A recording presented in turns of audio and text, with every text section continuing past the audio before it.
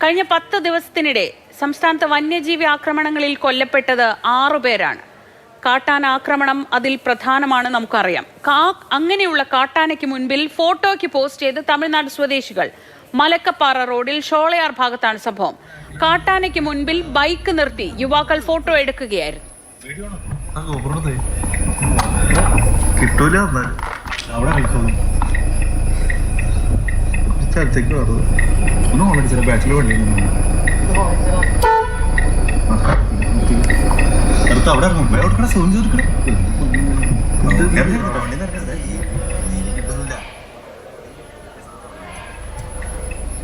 ഈ വഴിയിൽ കുറെ തവണ കണ്ടല്ലോ ആനനെ.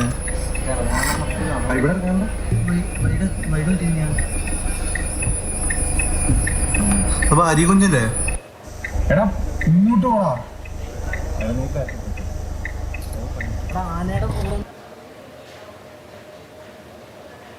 MS ലിഷോയ് വിവരങ്ങളുമായി. ലിഷോയ്, ഇത്തിരി കൂടി പ്രകോപനം ഉണ്ടായിരുന്നെങ്കിൽ ഒരുപക്ഷെ ഫോട്ടോ ഫ്രെയിം ചെയ്ത് വെക്കേണ്ടി വന്നേനെ.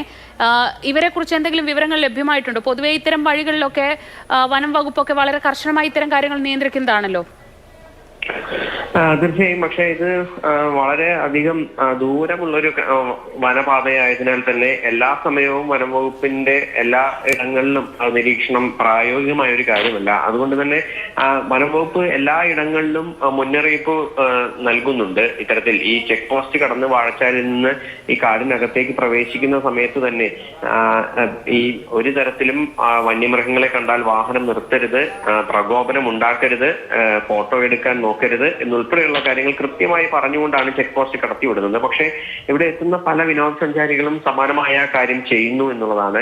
ഇതിപ്പോൾ വളരെ അപകടകരമായ ഒരു അവസ്ഥയിലാണ് ആ യുവാക്കൾ ഫോട്ടോ എടുത്തിരുന്നത്. കാരണം ആനയുടെ തൊട്ടടുത്ത് നിന്നുകൊണ്ട് ഫോട്ടോയ്ക്ക് പോസ്റ്റ് ചെയ്യുകയും ഫോട്ടോ എടുക്കുകയും അവർ ബൈക്കിലാണ് എന്നുള്ളത് മറ്റൊരു പ്രധാനപ്പെട്ട കാര്യമാണ്. അവർക്ക് പെട്ടെന്ന് ആന ഒന്ന് മുന്നോട്ട് ഓടി വന്നാൽ കയറി പെട്ടെന്ന് രക്ഷപ്പെടാൻ കഴിയുന്ന അവസ്ഥയിൽ പോലുമല്ല എന്നുള്ളതാണ് മറ്റൊരു പ്രധാനപ്പെട്ട കാര്യം. മാത്രമല്ല ഇത്തരത്തിൽ ഈ ഒരു പ്രദേശത്തൊക്കെ തന്നെ സ്ഥിരമായി വാഹനങ്ങൾക്ക് നേരെ കാട്ടാനകളുടെ ആക്രമണം ഉണ്ടാകുന്നു, ആളുകളെ കാട്ടാനകൾ ഓടിക്കുന്നു എന്ന ഈ സംഭവങ്ങളൊക്കെ തന്നെ ഉണ്ടാകാറുള്ള ഒരു സ്ഥലം കൂടിയാണ്.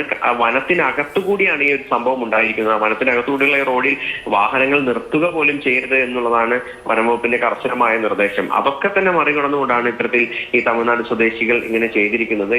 ഇവരെ കുറിച്ച് വിവരങ്ങൾ വനംവകുപ്പ് ശേഖരിച്ചിട്ടുണ്ട്.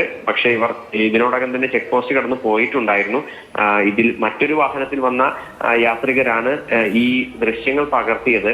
അതിനുശേഷം അവർ ഇത് വനംവകുപ്പിനും മറ്റും കൈമാറുകയാണ് ഉണ്ടായിട്ടുള്ളത്. അപ്പോൾ എന്തായാലും ഇവർക്കെതിരെ നടപടി ഉണ്ടാകും. പക്ഷേ അവരെ കണ്ടെത്തുക എന്നുള്ള ഒരു കാര്യം കൂടിയുണ്ട്. നിലവിൽ ഇത്തരത്തിലുള്ള സംഭവങ്ങളൊക്കെ തന്നെ നേരത്തെ ഉണ്ടായപ്പോഴും ഒക്കെ തന്നെ ഇവരെയൊക്കെ തന്നെ അങ്ങനെ ചെയ്തവരെ എല്ലാം തന്നെ പിടികൂടി അവർക്കെതിരെ കേസെടുക്കുകയും തുടർ നടപടികൾ സ്വീകരിക്കുകയും ഒക്കെ തന്നെ ചെയ്തിട്ടുണ്ട്. എന്തായാലും ഭാഗ്യം കൊണ്ട് ആ യുവാക്കൾക്ക് മറ്റൊന്നും തന്നെ സംഭവിച്ചില്ല. പക്ഷെ അത് അവരുടെ ഭാഗ്യം എന്ന് മാത്രമേ പറയാൻ സാധിക്കുകയുള്ളൂ. പക്ഷേ ഇത്തരം സംഭവങ്ങൾ ഇനി ആവർത്തിച്ചാൽ എന്തായാലും നേരത്തെ സൂചിപ്പിച്ച പോലെ തന്നെ ഒരു ആക്രമണം ഉണ്ടാകും എന്നുള്ള കാര്യം സത്യമാണ്. മാത്രമല്ല ഇത്തരം ആളുകൾ പ്രകോപിപ്പിക്കുന്നതിൽ ഒരുപക്ഷെ പുറകിൽ നിന്നൊക്കെ വരുന്ന മറ്റ് വാഹനയാത്രികർക്കായിരിക്കും ഇതിന്റെ ഒരു പരിണിത ഫലം അനുഭവിക്കേണ്ടി വരിക എന്നുള്ളത് ഒരു പ്രധാനപ്പെട്ട കാര്യമാണ്. ശരി, MS ലിഷോയാണ് വിവരങ്ങൾ നൽകിയത് തൃശ്ശൂരിൽ നിന്ന്.